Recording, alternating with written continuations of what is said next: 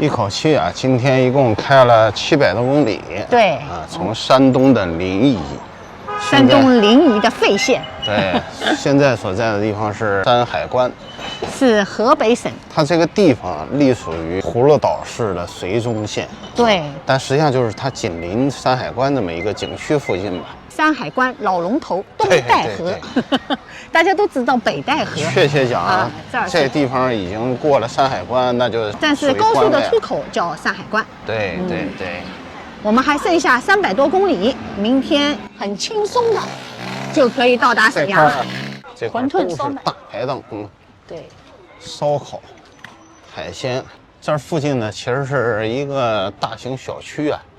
农贸市场对吗？然后对面又有一个商贸市场，所以还挺有生活的氛围。空气中就弥漫着海鲜的味道，咸味和腥味。我们也找一家大排档。我们也好久没逛这种路边的农贸市场了。锦州烧烤，对，这些是炒菜。Melody 那边是烤肉。望京小腰，来看看。一盘等于是10串。对。但叫着比较好听啊，一盘。你可以要半盘。看着样还可以。这是鸡心烤的尖椒，这是一整个的鱿鱼，是东北的那个大拉皮儿。皮皮虾馅儿饺子，尝尝什么味道啊？哎，好像是这味儿啊。皮皮虾呢是当地的特产，在东北呢叫虾爬子，在北京呢叫皮皮虾，在广东叫赖尿虾，是吧？我还不知道。在上海没有这东西。撸了一顿串儿，我觉得价格肯定比沈阳肯定是贵啦，肯定是贵啊，对呀，肯定是贵。但是这是景区嘛，对对对，东戴河啊，这儿离那个山海关那个景区啊特别近，对，周围都是基本都游客。对，国庆假期啊，撸完这一顿串儿，基本上他们该收就收了，也没什么游客了。对，因为这儿已经入秋了，眼瞅入冬了。结完账171人民币。我们觉得还可以，味道也蛮好，就是上菜有点慢。皮皮虾饺子也给我们上错了啊！对，问那服务员，我说这什么馅儿啊？这里边好像还有虾仁啊！直接就给我道歉了。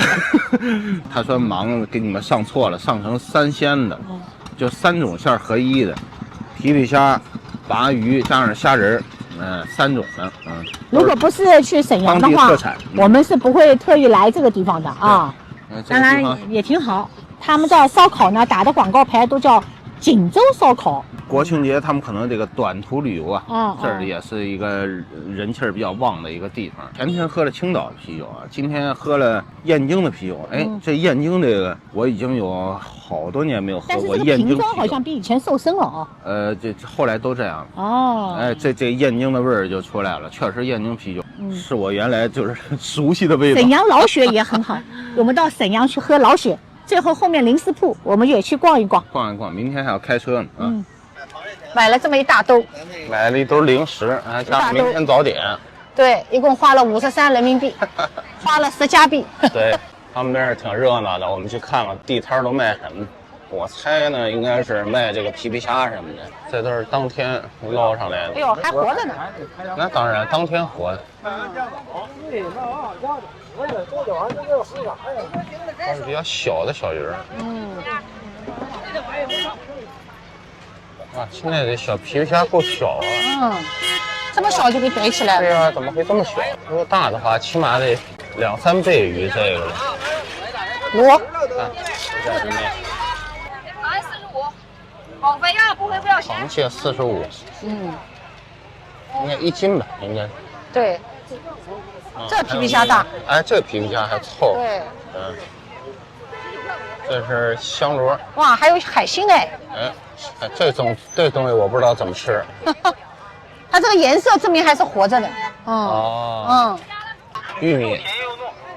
你看我说什么来着？1块钱一个。1块钱一个。1块钱人民币一个。看看。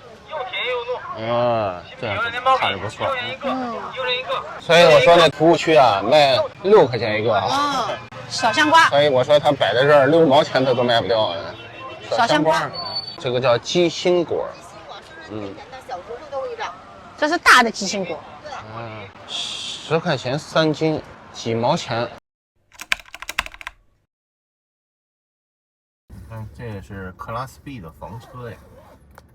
但是在中国啊，正经看到房车还第一次，跑了1500公里了。对，看这儿还有一个，这算是 Camper 啊，还是 Class 小 C 呀？它好像是连着的吧？改装的，我觉得，但是也是一种皮卡改装的，难得啊。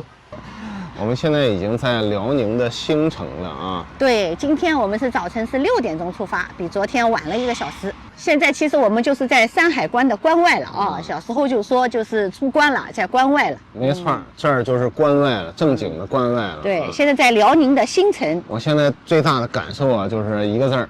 冷，有点冷了。我们今天2个人都换上了长袖，好像还是有点不行啊。你看这儿谁要是穿短袖，那就是用东北话讲叫耍单了啊。昨天我们从山东，然后到达天津，从天津进入河北。天津没有进市区，是滨海新区，就是沿着海边一直开啊。到了河北，主要就到了秦皇岛，然后穿过秦皇岛、北戴河，住在了东戴河。对，今天从东戴河出发。东戴河也就是葫芦岛境内啊。对，到达了现在的兴城。过了这个山海关之后啊，最大的感受就是这个道路状况啊是瞬间变好。我也是头一次在中国开车，虽然这条路好像我印象中开过好多次，但是因为现在中国的那个高速公路啊新修了好多名字啊，就是旁边有2条应急道，很难得啊。对，加上5个行车道，一共有7个车道哇，单方向就7个车道。而且这个稍微有点浪费哈，竟然2个应急车道，左右各有一个应急车道。现在我们距离我们目的地沈阳大概就只有300公里左右了。对，再需要4个小时就可以到达了。可能很多人还不知道啊，费尽周折开了这么远啊，也没走什么旅游景区啊。对。我干嘛来了啊？那么我们的主要目的地是沈阳，因为我的父母现在在沈阳。正好呢，明天是中秋节。对，我们掐着这个点儿，今天要赶到沈阳，明天跟父母一起过一个中秋节。是的，我们还带上了半岛酒店的月饼。这月饼也是跨越千山万里啊。对，是个仪式吧，因为实在来不及排队去买什么鲜肉月饼啊，什么龙华丝月饼了，那就带上半岛的月饼，也是心意了。说来惭愧啊。我可能已经有20多年的时间没跟父母一块儿过中秋节。那我们这次回国选的日子也是比较为了靠近中秋啊，才这样选择的。对，我们通常回来也是希望赶着，要不然春节呀，要不然中秋节啊，或者是父母过生日啊，反正挑来挑去，这次挑了一个中秋节啊。从现在开始，我们就可以开始使用人民币之东北分币。Melody 这个，昨天。大家忽略我这个脸上爆了个痘痘啊，对，说他糊了一层东西。对，我力求真实，就是我就不洗掉了，就是当下的状态是什么样就什么样。我用土办法敷了一点牙膏。可能到北方了，气候变干燥了。那我们待会儿就要沈阳见了。沈阳见，继续加油。这儿的油稍微贵一点，1块2毛1。再加300块钱，我们每天加了300块钱，一共的里程从上海到沈阳是不到1800公里，那就相当于1公里5毛钱，一共将近900块钱能跑到沈阳。因为我们这车现在确实比这个皮卡省油好多呀，真的。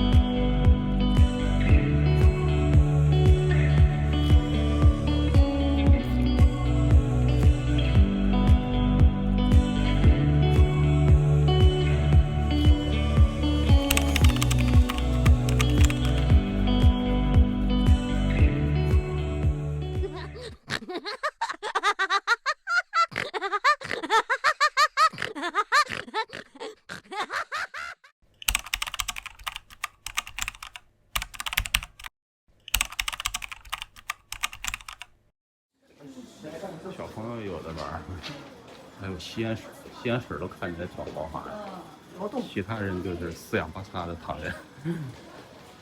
土房，这里就是汗蒸的。对，里面还有53套。反正就是跟家一样，都四仰八叉躺着。各种，这边是餐厅。哎，它是3楼还有休息大厅嘞。3楼就是足疗啊、按摩啊、采耳啊，那种休息大厅啊。我前面就14个号，女的前面有70个号。对，我说的是搓澡。搓澡对，洗澡随便进，有的是地方。我们选的这个太阳宫呢，也是性价比比较高的。对，最低130几块钱，就是含门票，然后含一个30分钟的搓澡，含一个15分钟的按摩。对，在水果畅吃。对，水果畅吃呢，不是在休息大厅。休息大厅也有。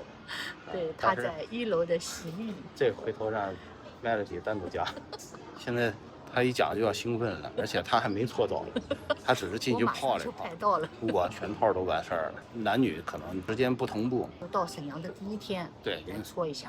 他已经不是第一次了，但是他讲起来还会兴奋，一哈哈的，这在大厅里没法见人了。然后离开沈阳前还会去一下澡堂。等Melody搓完之后，再给我们讲一些感受。这样我能讲出几个关键的点，就是本地人跟外地人是不一样的地方。俩人做的是一样的啊。我加了一个脚膜。啊，手脚都并用。对。就一共408两。它30分钟的搓澡，35分钟的按摩。我们俩都一样。对，等于65分钟，199含一个早票。洗白了没？你看这些行李都是今天晚上过夜的，就是他们来这儿洗完之后啊，加20块钱。对，可以过夜。可以过夜。好嘛。然后他们就省一晚上住宿费。是不是变白了？搓下去2斤泥。啊，对你根本不搓，你根本不知道身上带多少东西，天天洗澡没用的。这必须得搓。我问他了，他说有些人3、5天就要搓，正常的话嘛，他说10天左右。啊，那你放心，那大多数人都是正常，1个星期以内你都无法再搓起来东西了。现在那个前台接电话说搓澡要等5个小时了。他们说有些游客他们是白天出去玩的，然后晚上来这儿洗澡，有人选择在这儿吃，有人选择在外边吃完了来。那么差异就在这儿。我这个搓澡工说早晨7点上班，对，然后凌晨3点才能躺下。里面多少人？你看很多的那个行李和那个人能看得出来，他们都是年轻人。对，就这些年轻人来讲，他们有一种流行的就是，省钱的游的一种方式，就是这样划算大。如果在冬天你要是去哈尔滨，或者今年去长白山，如果你能在这省一晚上住宿费，那差异就非常大了。好，我们让 Melody 分享一下南方小伙伴啊，但是他已经不是第一次来洗澡和搓澡了啊，因为他在沈阳还洗过别的不同的家。去年去了泡泡森林和永乐汇。对，今天来的是太阳谷。个人感觉呢，是洗澡的水是差不多的。他们一般都有泡池，有分37度、40度，然后有淋浴，也可以坐着洗澡的，这个大体是相同的。这个淋浴和泡澡呢，是大家都是释放天性的啊，所有的人都是走来走去，释放着天性走来走去啊。如果你不能接受这个环节，北方的洗澡基本上澡堂是不能进去的。人家说全国洗浴看东北，东北洗浴看沈阳。对，这个事儿首先1是便宜，对吧？性价比高。2是服务好，对吧？价格咱不比了，就它这全套的东西都不够北京市区里或者上海市区里就一个早票都不够啊！它这里甚至都包了搓澡和按摩，凑一块儿，你看我们俩才一人199套餐嘛，对吧？这是一个价格便宜，服务周到。咱们印象中东北人应该不太擅长服务，这是刻板印象啊。就是网上说这一家店呢是海底捞式的服务，对我个人觉得没有那么夸张，但是服务呢，没那么夸张。服务就东北而言，这已经是不错了啊。毕竟是洗澡，但是我觉得洗澡这一类的东西，服务在东北来讲，它领先于别的行业。别的行业可能没这样。关于洗浴，在沈阳有大专或者本科什么要开设。因为特别卷。我们今天来这家其实是价格相对中游的，对，不是最贵的那然后我们讲几个差异，那么它跟别的地方有巨大的差异，就是一个计费方式，它是大包的、统包的大套餐，它这儿适合买套餐。另外一个呢，它这儿啊，如果你不想要那么多服务休闲区的话啊，那么它这相对比较划算一些。因为我们今天挑这个也主要原因，我们不想待在这儿一整天，有很多人本地人他们待这儿一整天。对，因为我们觉得吃饭还是要去饭店吃。洗澡这事儿，它是超越洗澡本身的。正常人、南方人都以为洗澡能洗多长时间，我们光趴那儿案板上就躺1个小时，30分钟的搓，35分钟的按，光不搓溜的在那儿躺1个小时，让他一个人为你全程服务。对他们也是比较辛苦的，早晨7点上班，说昨天躺下睡到床上已经凌晨3点了。对，非常忙，可能是国庆节期间，基本上我看这浴室里现在20%是外地人。对，我们男浴室里还有老外。我们女的没有啊。这很接地气的样子，看起来。反正就是这样，从洗澡开始说，如果你不能接受大家都释放着天性，统一的啊，大家在那走来走去啊，就是你必须要做到光着，目中无人。你要想别人也不会看你，你也不会看别人。很多南方人啊，看电视老看着那个洗澡的镜头，都是什么搭个毛巾呀，围个浴巾呀。你在这里，你一围，这绝对是外地人，甚至外国人，在这澡堂子里怎么可能围浴巾呢？大家都是光着的，这才洗澡呢。就是别人不会看你，你也不会看别人，反正就大家就是目中无人的走来走去，洗澡泡澡就可以了。里面的设备是非常正常的啊，就是有淋浴啊，淋浴当然水压也很大，它有配置所有的沐浴用品啊，还有牙膏、牙刷啊，什么都有，包括女孩子就是如果需要贴隐私部位，它的贴就是胸贴都有。对，然后个人的一些护理用品也有啊，反正这个呢应该也不是特别稀奇，但是我觉得就是既然它配了那个胸贴，我觉得还是比较照顾的啊。最我觉得魔幻的就是说，他把这个自助水果它放在了洗澡和泡澡的边上，它并不用设置在2楼的休息大厅。Melody 始终过不了这一关，就是大家可以光不哧溜的站在那里啃水果，所有的人必须释放着天性，叉着腰，然后吃着水果。那是我们的男浴室里边，我今天挨着一床是那个在外边的家床，就在那水果边上，等于这帮人边啃着水果，可以边看着我到底怎么搓我。反正就是你从热泡池里热腾腾的起来，身上还滴着水，然后你就走到水果自助柜台去吃。他今天一共是6种水果。他还温馨的提示你从左吃到右，大概左边不甜一点，没错，右边比较甜一点。今天是有黄瓜啊，然后有小的柿子，有人参果，有梨，有香蕉，还有李子啊。那我们跟你们还有一点点小区别，我们有那个提子啊，我们没有，就是永远是供应足的。不会是没有的，而且黄瓜呢，它不是那种日本的这种软黄瓜，它是那种带刺的那个大黄瓜啊，就特别有黄瓜味的啊。然后那个小柿子也特别好吃，特别甜。对，我对这2个水果印象特别深。然后人参果嘛，感觉一般般。因为我本人是东北人，所以我对这个其实一点都不陌生，从小就这么过来的。但是经过不断的去南方、去外地、去国外啊，我每次回来也需要调整一下。反正我就是个人就觉得比较魔幻的，就是他一定要把这个水果自助柜台、这个餐台放置在淋浴和我就泡澡旁边就一个南方小男孩，说：“哎，我就不理解他这东西为什么放这儿啊？对呀，咱有的是地方可以放啊。”对呀，你看他当场他就在问。对呀，其实我当场就想回答他，就是因为你在这泡热泡池啊，泡热了，泡渴了，哎，出来吃点东西。水果，反正我觉得这是比较最魔幻的一个情节。我去年第一次进泡泡森林的时候，一下子就没接受，但是我觉得好像不吃就亏了，过不了这关。然后我还是勇敢的和他们站在一起，大家叉着腰，叉着腰围一圈，光着屁股，对，在吃水果。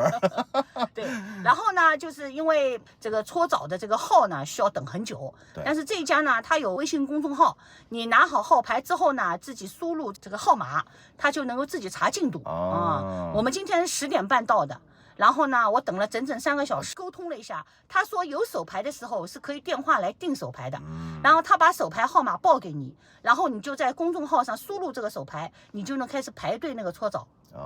但是呢，现在已经不允许了，因为现在他说手里已经没有手牌了。因为这个女的有点紧张，男的我们没有排那么长时间。对，就是我估摸一下，80个号3个小时，他呢就是全套一气呵成。对，我呢就是洗完澡之后呢，我去了2楼的休息室，2楼休息室呢我就刷着公众号看看进度。基本上它是停市，就是如果你是排前面还有12个人等待的时候，你就应该下楼了，因为它提示你需要更衣，然后你需要再泡一下。当然了，在搓澡之前不要涂沐浴露，你不要尝试在人家搓你之前就把自己洗干净。对。你只要把自己泡热了。有些南方小伙伴呢，怕尴尬，说咱先洗干净，那你就亏了。你这沐浴露一打，你再让他搓不下来东西，他搓澡工的会埋怨你怎么先洗了？这事儿我来干的呀，对吧？就是你在搓澡之前就是泡和蒸。然后心理建设好，就第2点，心理建设好，就是不要穿。我今天看到一个南方小伙伴穿着内裤在里边走来走去，超级怪异。虽然东北人从来不会说这种事，大家心理建设好，去那儿就入乡随俗。在这儿就是你必须是释放天性的。你到日本那裸泡也是这样。对。你如果不是私汤裸泡，不也得都脱光了吗？但是呢，可能日本的澡堂没有那么人来人往。然后搓澡呢，它这儿比较特别，它是4面搓。对，正面背面这就咱知道了，然后你还得侧躺，反正把你掰来掰去，他这儿你也不用有什么误会，他所有动作他都会提前跟你讲一声。对他那个讲的话术，我看我这跟旁边都一模一样，墙上都贴好了，各种规定他们都特别承诺的特别好，还要告诉他们哪些动作这周需要加强。看来所有人搓的方式和技术都是一模一样的。对，他先会用搓澡巾给你来一遍厉害的，然后呢他会给你补一遍。补一遍的时候，一般会就问你，如果你受得了呢，他继续用搓澡巾给你补；如果你受不了呢，他就用毛巾给你补一遍啊。就是反正就是这样。我身边其实全部躺在那儿，就像集体宿舍一样。这样呢，躺的规模还稍微小一点。我去年去的泡泡森林，几十个人躺在一起，那个技师你就感觉像大会堂里面，就大家就在卧倒。那个男女技师加一块120个技师对，这个里边加一块不到50个。其实我左右他们都是北方人天津人，还有一个大概是河北人。我们这但是他们就是到这个沈阳来体会这个洗澡文化的。对，他们躺下就说了，他们要哪个套餐比我熟门熟路多了，就是当然我们希望是在离开沈阳之前。再搓一回，再搓一回。对，还有一个小细节，搓澡的其实是比较尴尬的身上的皮肤表皮组织纷纷掉落，所以大家也不用担心。为什么呢？人家见多了。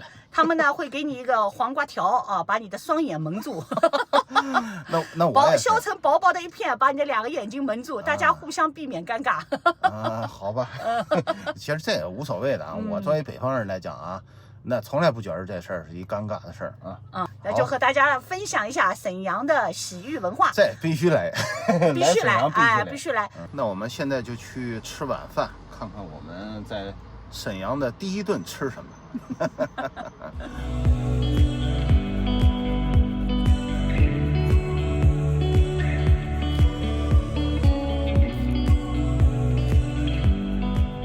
今天我们来吃山河豚。铁锅炖大鹅，老许。看那某人什么玩意儿没有，在桌上先来瓶啤酒。塞。铁锅炖大鹅。糊饼子。这是玉米面的呀，还是纯白面？纯白面的。纯白面。就是要沾着这汤的味儿。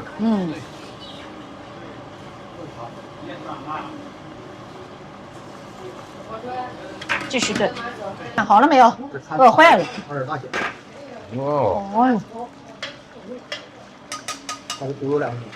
好，再来2分钟。手指后边的秒表叫了。肯定不是预制菜。现炖的。下粉条。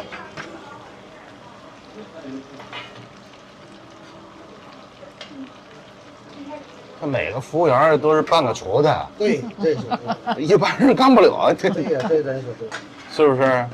火候对吧？是吧了？买了这本来以为这好了，结果又加了6分钟。待会儿 Melody 得再加一瓶啤酒了。今天我开车也喝不了，你老雪，啊，这太遗憾了，喝不了啊！老人诱惑我是来一小杯吧，我说这一定要遵守当地法律，法律法规，滴酒不沾，把持住。可以吃了，可以吃了。哇！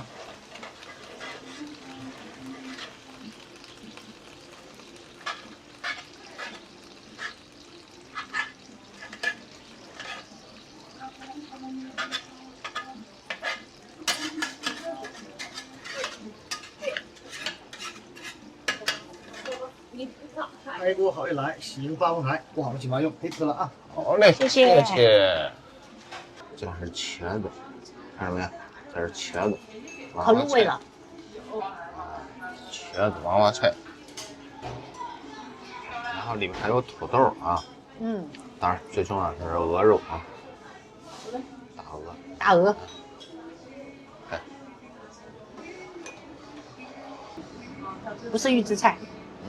对，炖半天，给卖了得饿坏了，就跟这闻，手着这锅闻这味儿。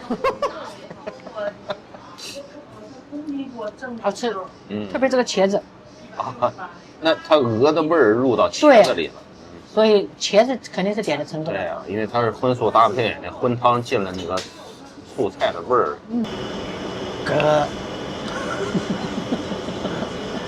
吃不了了，已经。受不了。西10的不西10， 209，对，吃的怎么样？真香，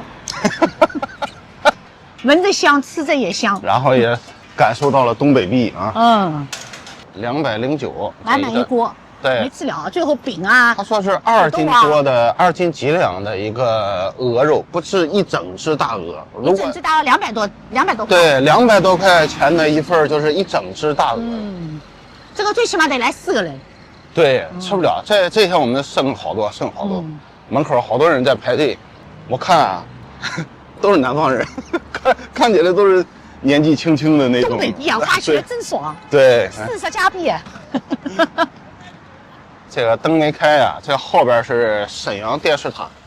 啊，嗯，好了，我们准备去入住了。这塔这么重要就好了。啊，是它有什么重要的？这塔不重要啊什么重要你知道吗？它比东方明珠建成还早5年。哦，那有什么用啊？没人知道啊。是89年就建成了。这塔呢有305米，啊，全亚洲在每个当时城市都有电视塔，不稀奇的。早啊，对吧？全亚洲它只服过日本东京塔。你就一个人在家里关起门来自豪吧啊！它比那个东方明珠还早5年，所以早有当什么用时他说，因为它是钢筋混凝土的，因为日本那个是铁塔，所以早啊、高啊都没有用哎，关键要有人知道，看着没？这就是标准南方人的想法。知道吗？没有人知道你。好，我们也是享受了一天，东北壁，哎，东北壁洗澡，然后铁锅炖大鹅啊。明天不在外面演了，明天回家吃饭了。对，因为明天过中秋了。对，今天必须得 room tour 一下。为什么？ Melody 被感动到了。嗯，因为什么呢？我们今天啊，不是说酒店有多好啊，对，这是我们在沈阳的第一个酒店啊。对因为 Melody 发现人家用手写的呀，对，祝福啊，没送2瓶饮料，对呀，手写的，这年月多珍贵啊！这字儿写的还挺不错的啊。所以说嘛，我们今天入住的是东北大学国际交流中心。对，因为 Melody 呢特别崇拜梁思成和林徽因。对，当他听说这个东北大学跟梁思成和林徽因啊这段历史有关系的时候，又特意知道了东北大学啊是咱们这个对东北少帅啊对张学良创办的，所以呢对这个大学有额外好的一些印象。当然，我查了一下，我虽然原来我不太了解啊，它倒也是既是985也是211。哦，东北大学哎，是吧？这个国内的人可能了解。所以我们的窗户外面就是东北大学校园。对，远处能看到那个我刚才说的那个沈阳电视塔已经亮灯了，